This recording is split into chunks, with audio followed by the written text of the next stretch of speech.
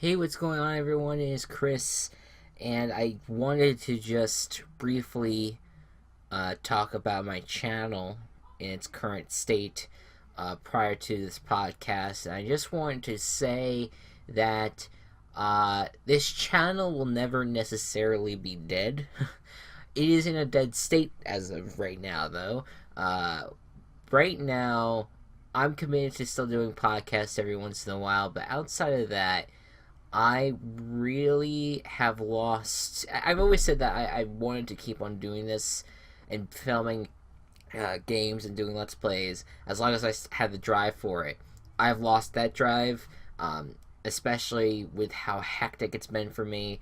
I just got hired at a part time job for a media company. I'm also working at school and going to school, obviously.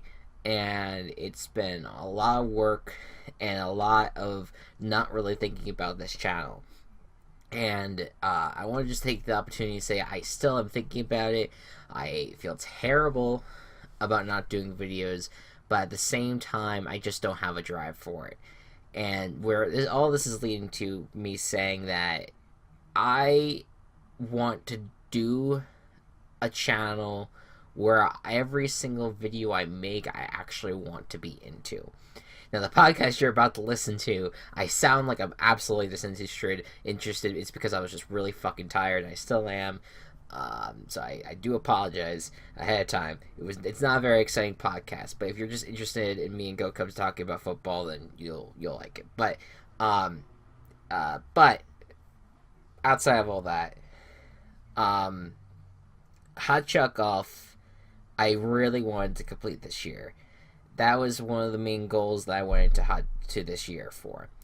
Little did I realize how much life was going to slap me in the face, and how much not in a bad way necessarily, but just kind of hit me and was like, oh, yes, there are so many bigger things than completing this decade and a half old game. Like, that realization really just kind of was like, it made me realize where I kind of was at this point, and I decided that I was no longer going to be forcing myself to do it every single week, because that was the only video series that I was consistently still doing on this channel, and I just felt like I had this obligation because people were watching it.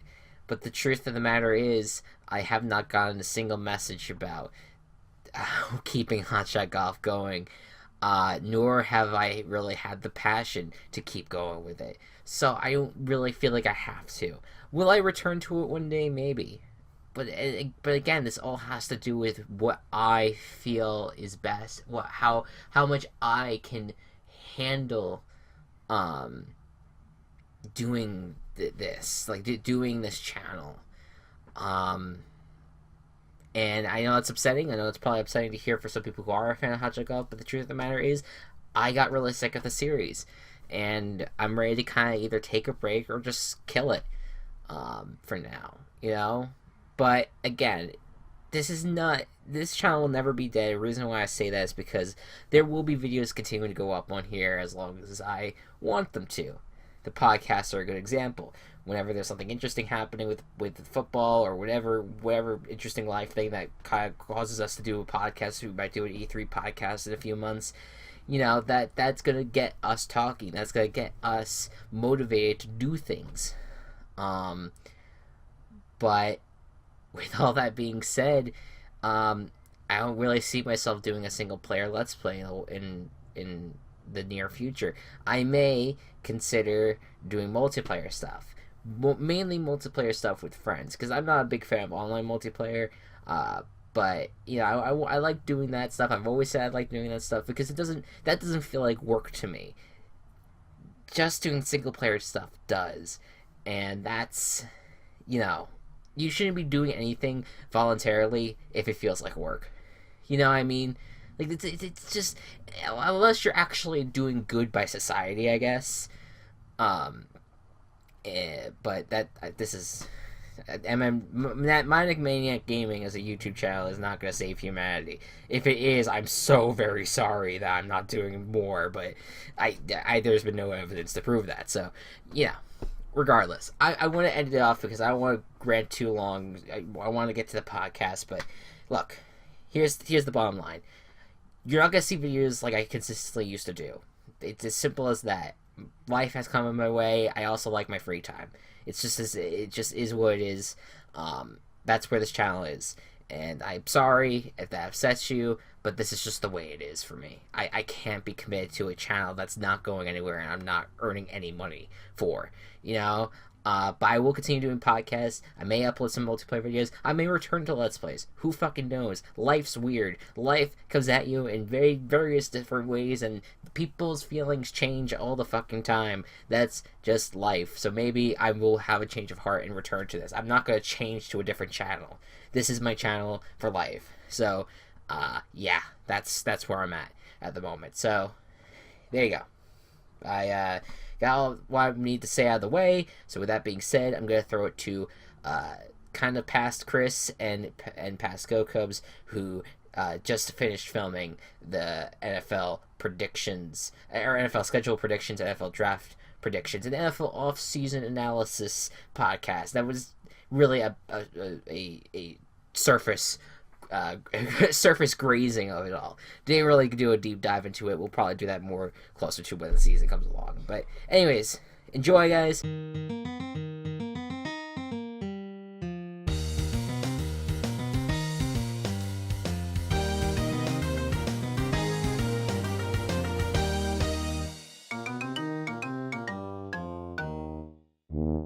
Welcome to episode 31 of the MMG podcast. Welcome to our off-season special. I am joined once again by my good friend, Goko. Chad Everett couldn't make the podcast. He's in the hospital because he overdosed on cocaine. My God, he that's didn't horrible. Take any cocaine, but like a really large bag fell on him and broke his leg, so he's recovering from that. That's rough. Yeah, it just got like where? How did it land on him? Was he like how did he get in that situation? Fell out a window. Just fell out of the window. He was walking, was just kind of like it landed on him and broke his leg. Yeah. Yeah. All right then. That is a real shame. Our resident draft expert for the second year in a row, missing out on what is sure to be a very interesting draft discussion. That is good. I tried to go visit him, but he was when I went in his room, he was crying and hugging a framed picture of Des Bryant. So I think I'm just gonna leave him for a bit. That's right. Yeah, that's right. Chet Avery was a diehard Cowboys fan as well. Sure, it reacts very well to the Des Bryant release news that happened last week. So welcome everyone. This is a low-key off-season, spur of the moment, quite literally, podcast. And we decided to do this an hour ago. Yeah, it was a little frantic, but it's come together, and we're gonna go through a quick sort of recap, which I don't even know how you really quickly recap this off season. There's been a lot. When we get to the day or like the week before the actual season, when we do our next episode, we'll probably do a little bit more of a deep dive. But for now, things are just, we're gonna go through it really quickly, and really the main thing that we want to do is just talk about what our favorite moves of the off season were. And I'm gonna start with you, Go Cubs. What was something that you felt you liked about this off season, or at least a team move that you liked? I'm gonna obviously have to say something involving my team. The Bears obtaining Allen Robinson was very good news. I'm glad you have a high quality receiver finally, and that's absolutely that's probably like my favorite move of them all. yeah. Taylor Yeah. Gabriel was added. Trey Burton was added from the championship Mm. Eagles. And so you had quite a good We have group a there. receiving core. Yeah, Benny Fowler, if you want to Maybe. count him in the mix. But yeah, so the Browns definitely improved this offseason. Not definitely a much more of a focus on offense. In fact, I don't think they signed any very big defensive players. That could be for the draft. But they do have a young starting defense, so that's going to be really interesting. Um, I don't know. I think my favorite move of the offseason, I think overall, has to be Kirk Cousins to the Minnesota Vikings. It was a That's my move number two. that uh, yeah, yeah, then change it. No, Kirk Cousins to the Vikings, in my opinion, was a move that at first it's like, wait a minute, you had Case Keenum who played a very good season, and that's fine, but the NFL generally kind of goes off of what was your last game and what did you do in it. And the last game for Case Keenum was kind of a crap show with what happened in Philadelphia in the NFC Championship game. Now, look, this was a one season where he played really well, and I think it's fair to maybe be a little bit skeptical of what he does. I'm glad that he signed in Denver, because I think that they could probably do some good things with him. But I think getting an upgrade in Kirk Cousins, a guy that is seen as a franchise player moving forward, is going to be really great for them. And it's going to definitely, I think it's going to make the offense better. And John DeFilippo, I believe, is the new offensive Yes. coordinator for the Vikings. That's a big grab, and I think that's going to be huge for the Vikings moving forward. That's a team that's going to contend for sure. They also added Sheldon Richardson from the from Seattle. Actually, he spent last season with the Seattle Seahawks, so adds a little defensive pressure up front. And Trevor Siemian also made it. Speaking of Denver, made it to the Vikings in Yep. a trade. So go figure. What's your next move that you My liked a lot? third one was pretty much everything that the Rams have done so far. So just Like to break it Brandon down real Cooks, quick. getting him. Uh, That was just kind of yeah. the tip. Getting as much as I hate as a player, like he's good. Just Yeah, beefing up both sides of the ball for them. yeah. Marcus Peters and Aqib Talib were the starting point of the Yeah. whole thing with the two trades. The surprise trade, no one expected Marcus Peters to be dealt, and he was sent to L.A. And Aqib Talib was also acquired from Denver. That meant the departure of Tremaine Johnson and Sammy Watkins, but hey, there was an upgrade over Sammy Watkins was Brandon Cooks. Like they like just got better in a lot of positions. They did say goodbye to Alec Ogletree, so they're probably gonna be looking for like a linebacker in the draft. But overall, I think a very very good offseason for that team, and they should be very. I think the fans should very much be looking forward to what's to come for them. Um, I'm gonna need a minute to kind of look through uh, everything that's basically occurred. But there's been so much. You know what? I'm gonna give some love to the Browns because this offseason they decided to go all in on just signing these free agents or doing a lot of trades really. They started with Jarvis Landry, who is a playmaker in Miami. Then they got Tyra Taylor, who I think is a better quarterback than most think. Then they also got Demarius Randall, who did not really fit well with the Packers, but he's a first round pick. They also got Carlos Hyde from the 49ers, which everyone keeps on saying he's going to have a breakout season at some point. Who knows? But they are also sitting at the top of the draft with the first and fourth pick. And, you know, teams figure out a way to screw those up, and certainly the Browns are eligible to do that. But this could be the start of a turnaround for the Cleveland organization if they get these Yeah. picks right And if John Dorsey and Hugh Jackson are actually able to work together, unlike past Browns regimes that just seem like it takes freaking forever to kind of get along, and it just ends up not working out at all for any of them. Anything else? Any other move that you want to point out? No, not really. The Saints keeping Drew Brees is a pretty. Well, yeah. I mean that was a good one. That That's obviously, a good move. you need to keep him. Le'Veon Bell still being with the Steelers, although who knows if the contract's going to come up with them. Another move that I liked a lot was Tyrann Mathieu to the Houston Texans. At first, the Texans aren't really known for like these huge free agent splashes, and I don't know. I feel like that's going to end up really working out for them.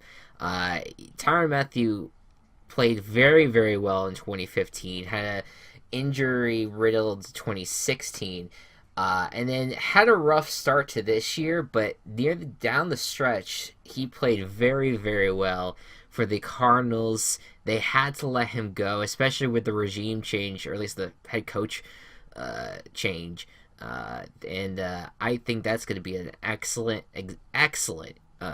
move for the Texans, with Deshaun Watson going to be making his grandiose return as well.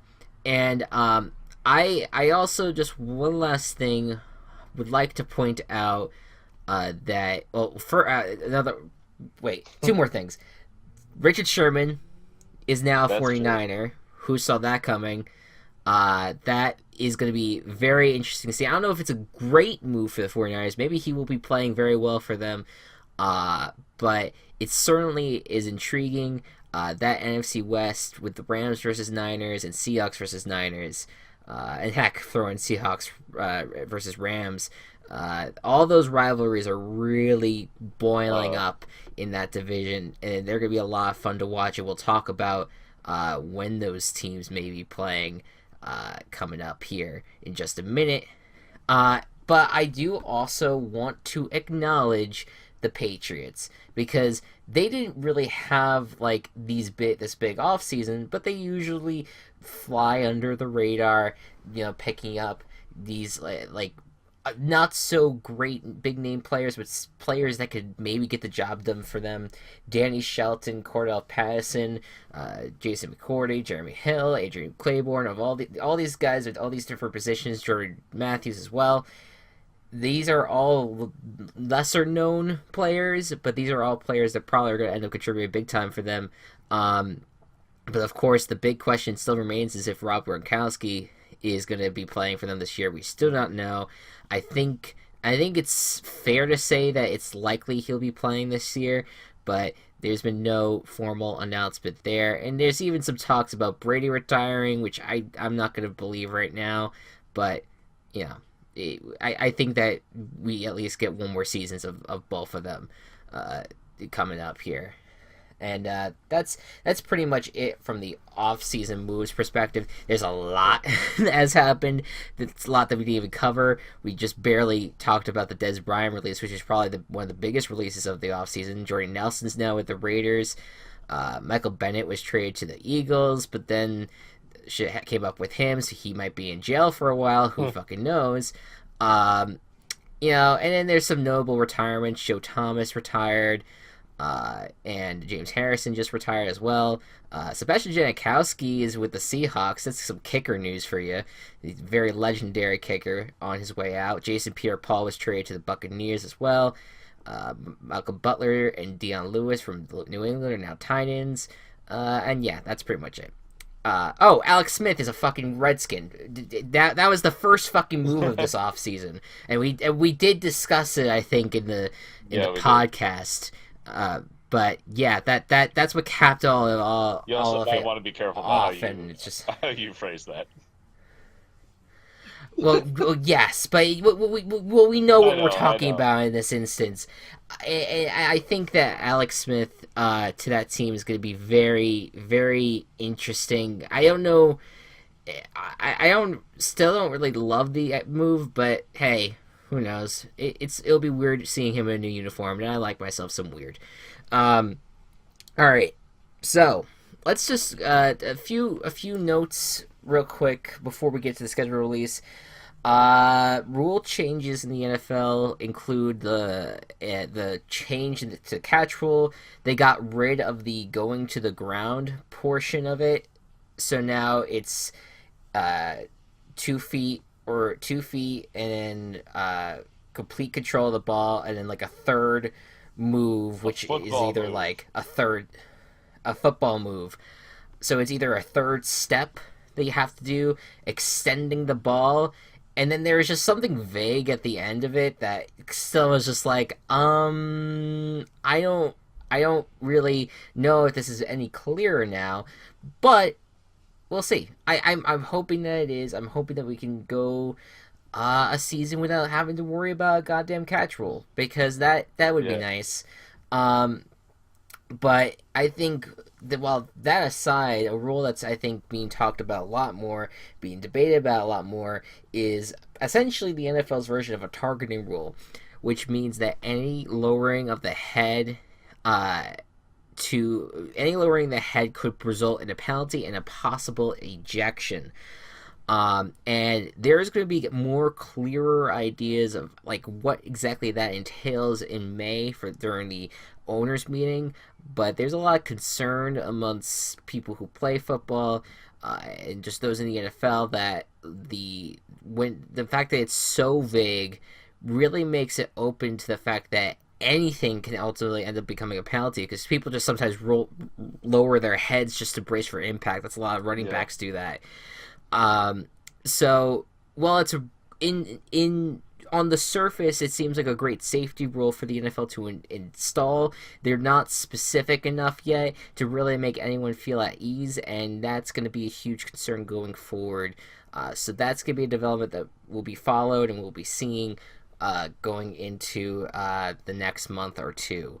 Um, but yeah, that's that, and what else?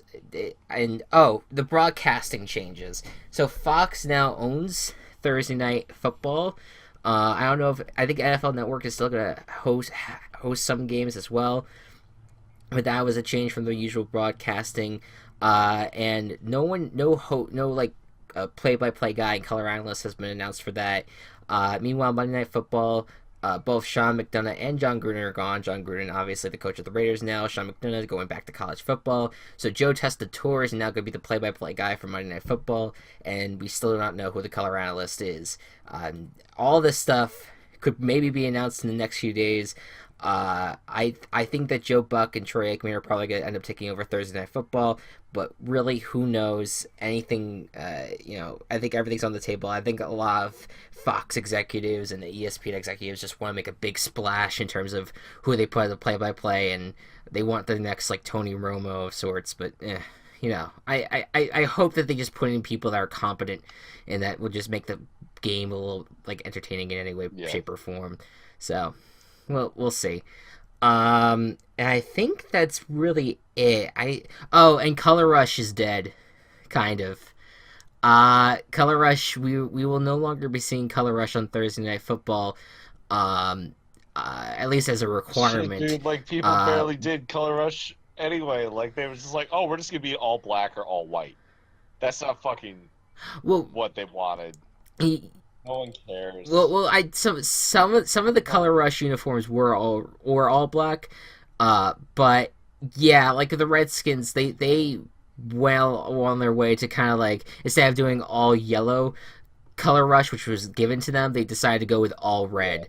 And just to kind of avoid wearing those mustard and ketchup looking uniforms. Maybe And that's because yellow is a bad team color, but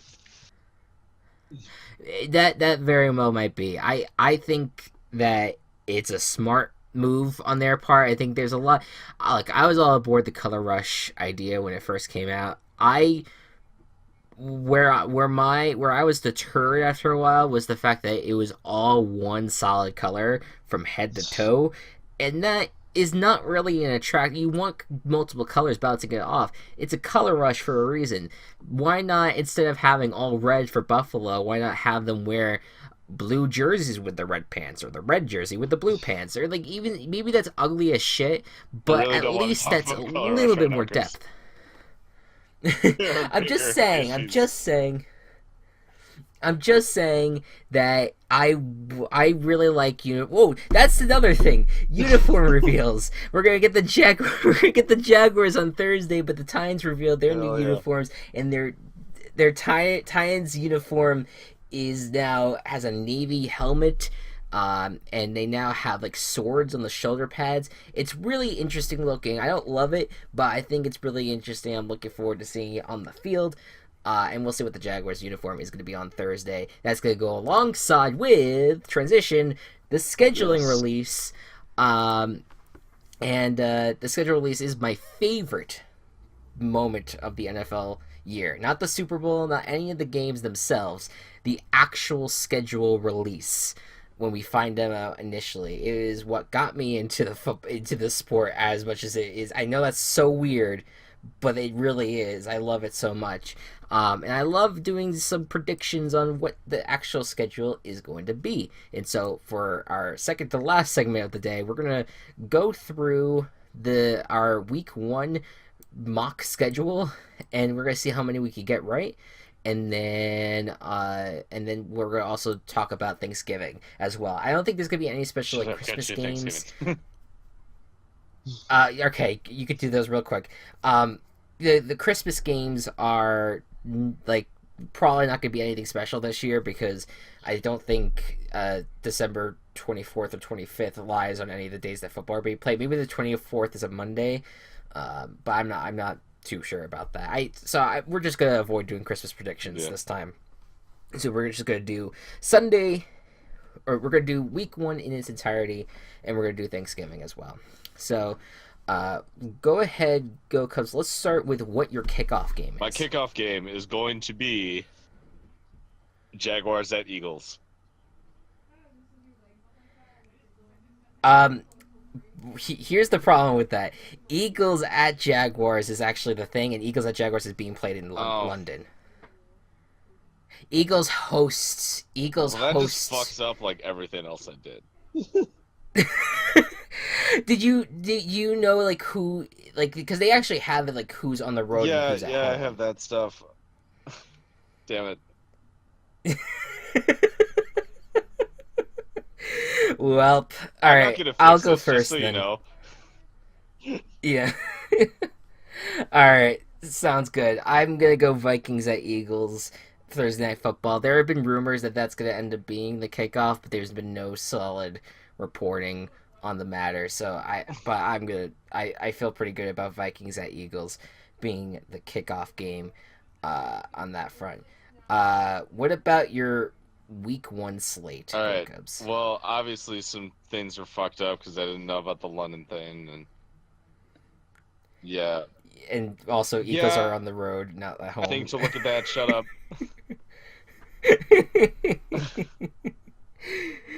Oh, fuck you. Okay. All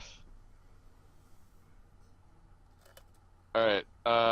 Cardinals, Redskins, Cowboys, Giants, Raiders, Seahawks, Texans, Broncos, Ravens, Bucks, Bengals, Colts, Steelers, Browns, Bills, Lions, Dolphins, Titans, Patriots, Jets, Los Angeles, Panthers, Falcons, Vikings, Saints, Chiefs, 49ers, Bears, Packers. All right. I like how you do both LAs in there. That's actually something I have in my schedule as well. I broke it down into like time slots. So 1 p.m. is the Redskins at Titans, Dolphins at Bills, Jets at Bears, Browns at Bengals, Ravens at Falcons, Panthers at Lions, Saints at Buccaneers. Then at 4 p.m. you have Steelers at Broncos, Cowboys at Texans, Colts at Raiders, Niners at Seahawks, Cardinals at Chiefs. The Sunday night game is Packers at Patriots. You need the marquee game to kick off the year. Why not Aaron Rodgers versus Tom Brady? And then the Monday night games, Jaguars at Giants opens it up at 8 p.m. And then Chargers at Rams in the late night portion. So that is that. Did you have the Monday night games or That was no? all. That was all the games. Yeah, all I, the games. I Okay. just did all the What games. about Thanksgiving? Thanksgiving. Cowboys Saints. Lions Vikings.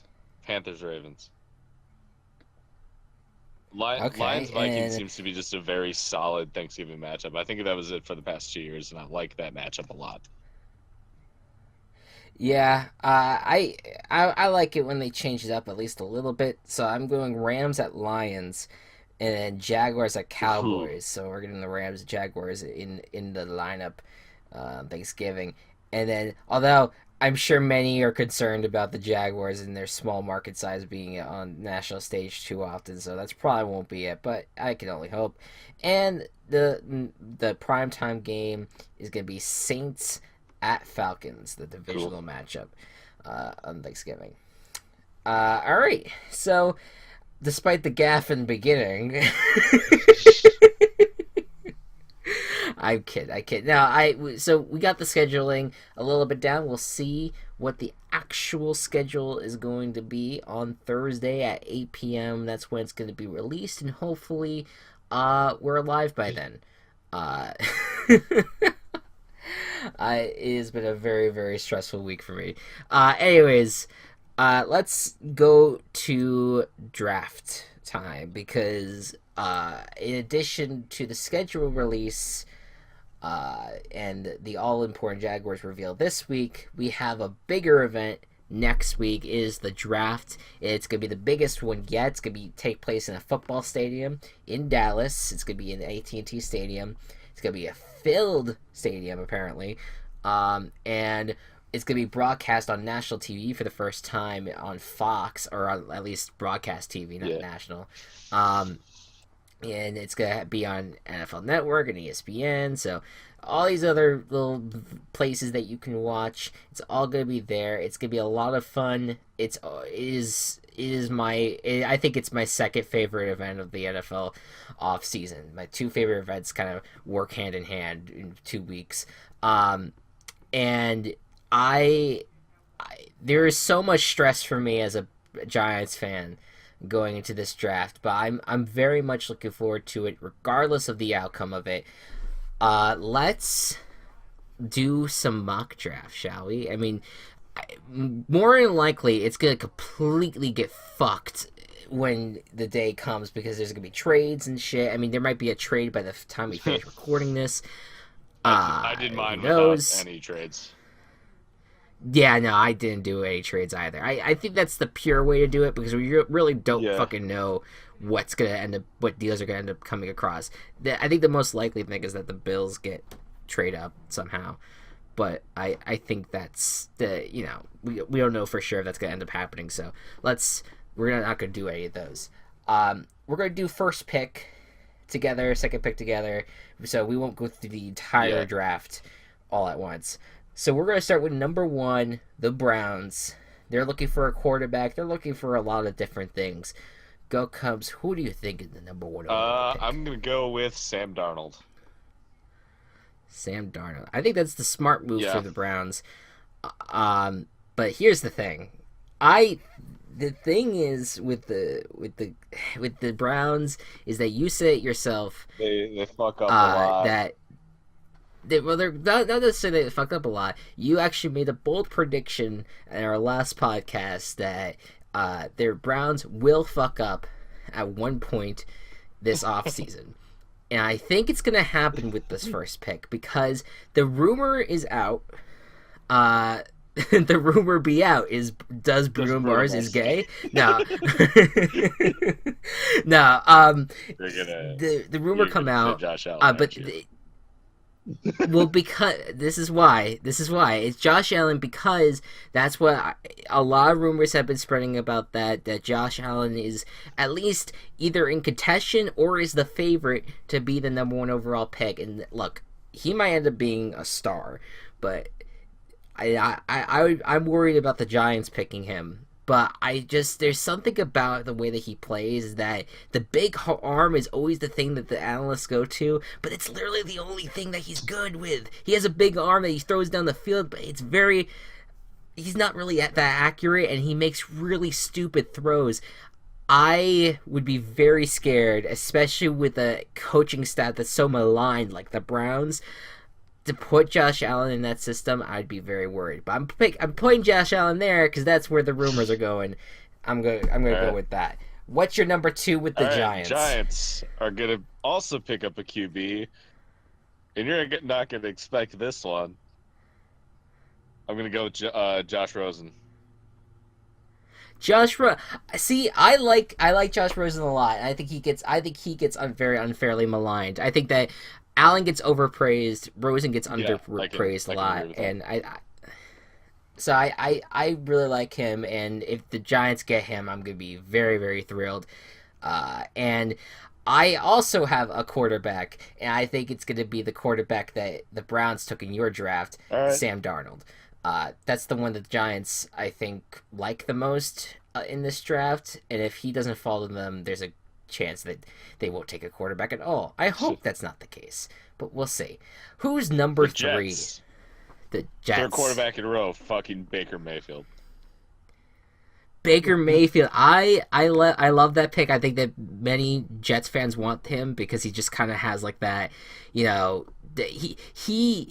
has that like rugged, like fucking attitude about him that I think New Yorkers will love, and I think that works out perfectly. I'm going with Josh Rosen for the Jets, but that's a great pick. All right, Browns up again, number 4. I highly think that the Browns get both a quarterback and Saquon Barkley. Maybe not in this order, but Saquon Barkley number 4. That would be amazing for them to have. It would be awesome, and I agree with you. I have Saquon Barkley on number 4. I just think I agree with a lot of people that he's the best player in the draft. Now, let's stop saying he's going to be a Hall of Fame player confirmed, but I think he's going to be really great for the Browns. So that's a great pick. Number 5, Denver Broncos. All right. Denver Broncos are gonna get the solidarity with the state that's shaped the same as them. Josh Allen.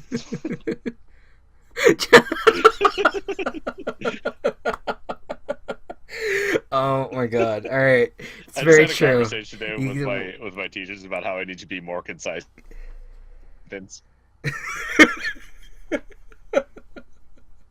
God damn it. That's great though. That's great. We'll see how that pick works out for them. And they need a quarterback if they can't rely on Keenum. Yeah. I went with something that they need, which is an offensive they need a quarterback, but I went with something else that they need. Quentin Nelson, offensive guard. He's the top offensive lineman in the draft. I think that could be very important for Broncos if they can protect their quarterback, Keenum, or a rookie if they draft in the later parts of the round. Who's at number 6 with the Colts? Colts, I'm drafting Denzel Ward. Denzel Ward, yes, he is the cornerback from Ohio State. The Ohio State. That great pickup. I went with the Bradley Chubb, the best defensive lineman. People are saying he's better than Myles Garrett even. Who knows about that? But that could be very important for the Colts to have in their front 7. Number 7, Tampa Bay Buccaneers. Here I went with Bradley Chubb. Bradley Chubb, and that he could pair with Jason Pierre-Paul. That's going to be a really dangerous pass rush. And then Minkah Fitzpatrick, I think, would work perfectly for the Bucs secondary. So I'm going to go with that for the number 7. What about your Bears at number 8? This is more of a stretch because I think some other teams up the ladder also need this player. But If the Bears get Quentin Nelson, that is the number one goal. Like for me, like that's the one that I want the Bears to get the most. So even if it's like trading up a couple picks, I will take it for Quentin Nelson. I'll have him at number 8 for Bears. Yeah, and I think there's a good chance he will fall because I think that there's teams that undervalue Yeah. offensive guards. Um, but I think that's probably gonna be good. I went with a defensive player, a linebacker, Trayman Edmonds from Virginia Tech. Young player, considered a very high, I think the highest rated linebacker in this draft right now. Number 9, San Francisco 49ers. This is where I have Edmonds landing. Okay, so you have Edmonds landing at number 9, and I have Ward landing here. So yeah. Denzel Ward is going at number 9. What about number 10? This is where Minkah Fitzpatrick is going to be. Minkah Fitzpatrick. I also went defense, but I went with linebacker Roquan Smith of Georgia. I freaking love Roquan Smith. It was very fun to watch in the semifinal and in the championship, although the championship was just a hard watch because fuck SEC. Anyways, Miami at number 11. This is where Roquan Smith is for me. You're chasing me. Yeah, I have Rashaan Evans from Alabama, linebacker. Could work out well for Miami there. They need as much defense as possible. Number 12. Bills are going to get a quarterback from OSU. Not the OSU, but OSU. Mason Rudolph. Mason Rudolph, that high up, wow. If he ends up going that high, that's gonna be a big surprise. I took a lot of my picks from like a mock draft that I found, and there is a mock drafter that has him that high. I think that would be very shocking, but at the same time I think the record for quarterbacks in the first round is 6. If Lamar Jackson sneaks in as well, that would be tie a record back from the 70s, where it was like Dan Marino and John Elway and all those. But very interesting pick for the Bills. Number 13. I actually went with quarterback as well. I went with Baker Mayfield. At that point, number 13 on the list, Redskins. For Washington right now, I have defensive tackle Vita Vea from Washington. Vita Vea, okay.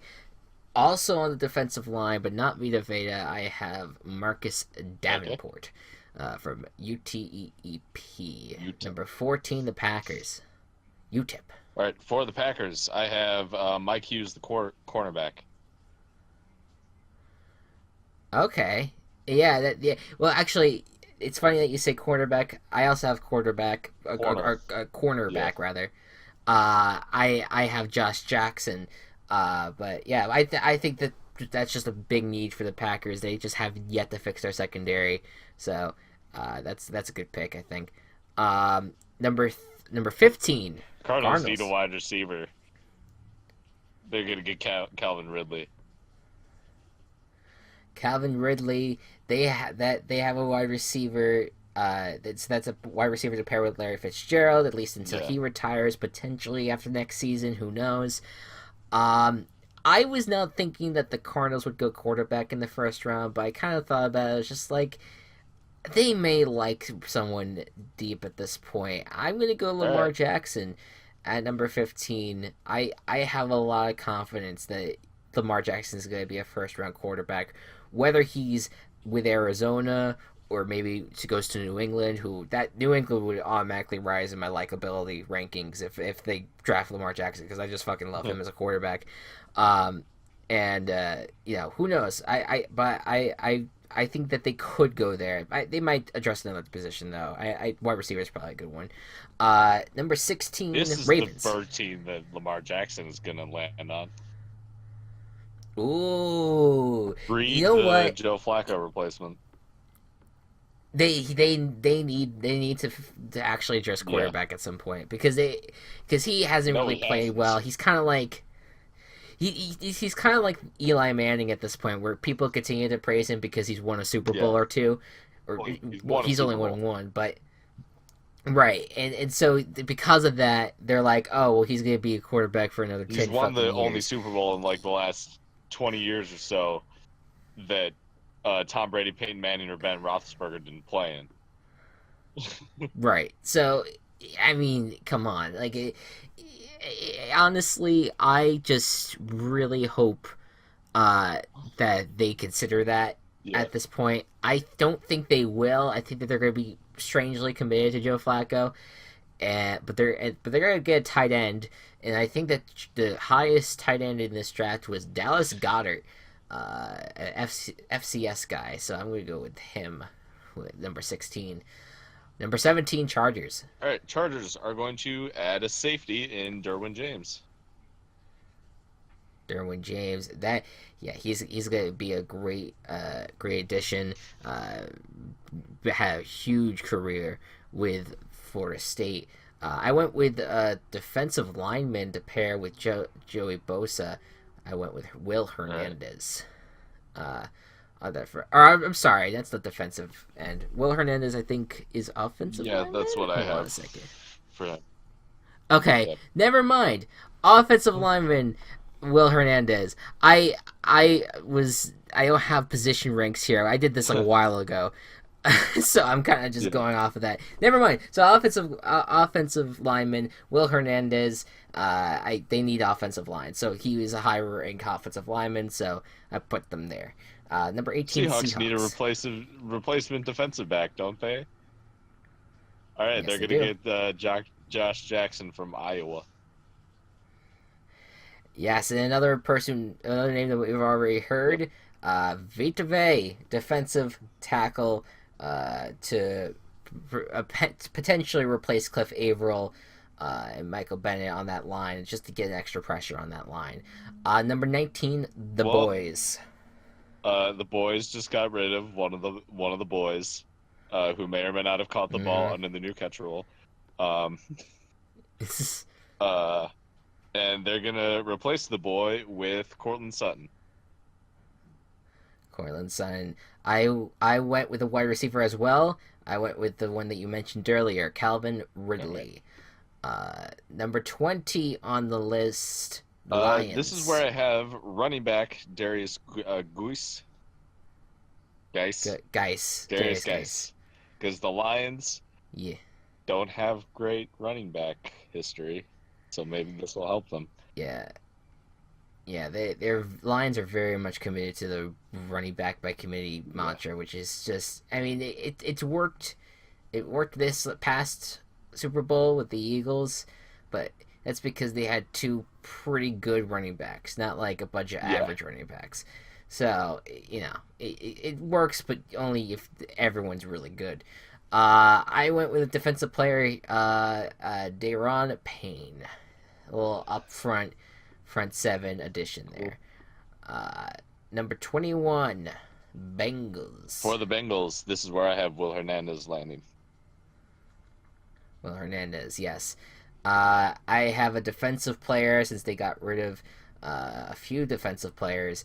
I went with linebacker Leighton Vander Esch from Boise State. Esk, I think Vander Esch, Sure. Vander Esch. I don't know, something like along those lines. Number 22, All right, Bills. Bills. Mike McGlinchey. I went to Ireland for like a week last month, and I didn't learn how to pronounce names, I guess. This, I went with the offensive lineman as well. I went with Connor Williams of Texas.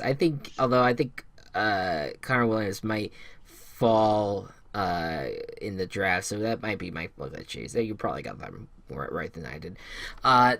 23, the first of two Patriots picks. They got one from Brandon Cooks. Yeah, okay, so I'm gonna say that uh, Belichick and Saban had a bit of a talk and saying like, "Hey, we both got to win in the same year this time." So Saban's like, "Here, why don't you take one of my players?" And they draft Rashawn Evans. Rashawn Evans. Yeah, and they need a replacement for Malcolm Yes. Butler as well, so I went with Mike Hughes. Speaking of Malcolm Uh, Butler, like a what's couple happening weeks on that? ago, he like said like we would have won if they put me in. Oh yeah, oh yeah. Well, I mean that's. I mean, I think that's the. I don't want to be mean and call it an excuse, but that's what they're saying they did. Now, I mean, honestly, I don't really think that No, was gonna change no. much, but but it certainly was a Yes. factor. Yeah. It certainly was a factor. I'm not gonna take that away from them. But yeah, definitely an interesting storyline, and a lot of Patriots I think were not happy Yeah. about that move. Um, Number 24 Another Panthers. first round pick from Stanford, Justin Reed, safety. Justin Reed safety. Yeah, we're gonna stick with the secondary, and I'm gonna go with cornerback Isaiah Oliver, in number 24 on that list. Next up is the Titans at 25. Their I'm newly going to minted have the uniforms. Titans Who's gonna draft be Harold wearing it? Landry from Boston College. Well, looky at us. We got the same freaking Hey, is player. that Number the first 25, time? Harold Landry. Well, I we think had Barkley. so. Oh, Yeah, Barkley also. We matched yeah, Barkley, and so we matched Landry as well. But that's a little surprising considering it's yeah. late in the draft. Pretty good. All right, number 26, the Defensive Falcons. tackle, Taven Bryan. I almost went with Taven Bryan in on this pick, but I wasn't sure how much hype he was really getting, so I went with Maurice Hurst. Although he might fall because of the heart Oh, condition that he had, that he did have. I don't know. I think they kind of said that he's good to play football now. So that's that. 27 Saints have a great Saints. offense, but god damn is their tight end situation sucky. So they're gonna scoop up Hayden Hurst. Hayden Hurst. Funny that we both went with tight end here, but I went with Mike Gesicki from Penn State. La love for him, going around as well. And then number 28, Steelers. Steelers. I'm gonna pronounce his name wrong. Jerry Alexander, cornerback. Jerry, yeah, Jair, Okay, I think his name cool. is Jair Alexander. Yeah, I went with secondary as well. Derwin James from Florida State, big pickup for the Steelers. Number 29 rather, the Jaguars. Uh, so they're on this mock draft list I have. There are two wide receivers named DJ, and I picked one of them, and it's the one from Maryland, DJ Moore. DJ Moore, yes, the Yes. Terrapins, representing in Duval. But I went with I think that they should draft a wide receiver. I think the wide receiver class in this draft is not No. great though. So I went with the offensive lineman instead. Although that class is not that great either. But I went with Isaiah Wynn, for the Jaguars. Number 30, Protect Vikings. Cousins, Isaiah Wynn. There you go. And wait, who was your last? Who was the last pick? Oh no, DJ Moore from DJ Jaguars. Moore. Okay, go back two Steelers? picks. Jair Jair Alexander going going to the Vikings, at Okay. cornerback. Number 31, Patriots second pick. Okay. 31. Patriots are going to choose Colton Miller. Yeah. Offensive lineman. Okay. Well, I think that the quarterback is going to be drafted in the first round. I think that Bill Belichick is about to send a message. It's been a really weird offseason for the Patriots. It feels like there's this underlying hatred between Brady and Belichick. I think Belichick's ready to be ready. Like, let's move on. So Mason Rudolph gets taken with the 31st overall pick. And then, last but not least, the Super Bowl champion Philadelphia I Eagles. just put Sony Michael there. Okay, and I have Ronnie Harrison, who is hold on, he's a safety. There you go. I did this a while ago. All right. Anyways, but Obviously, we're gonna get it completely wrong because draft day is nuts. Everything goes Yep. absolutely Bears insane. draft up. But Bears trade up hey, one pick to get Mitch Trubisky, and now we have to deal with him for the next year. Like, next for the next lifetime. year, I not wish I like next Trubisky. lifetime.